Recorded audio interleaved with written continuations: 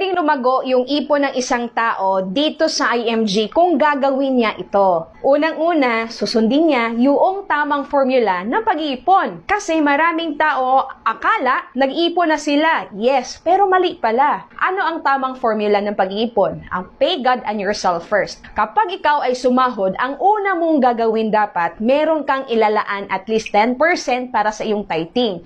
It doesn't matter kung anong relihiyon ka nabilong dahil hindi naman yun kailangang pag-usapan. Kailangan lang natin ma-acknowledge na meron tayong sahod, meron tayong pinagkikitaan, meron tayong energy para magtrabaho, abay blessing yun. Huwag tayong makalimot. So at least meron tayong ibabahagi na 10% sa mga charity na nais mong tulungan. Tapos meron ka din 20% na ilalaan naman para sa iyong sarili for your savings and investment. Dahil hindi ka habang buhay, merong sahod, kailangan ngayon pa lang sasahuran mo na ang sarili mo. At yung natira ng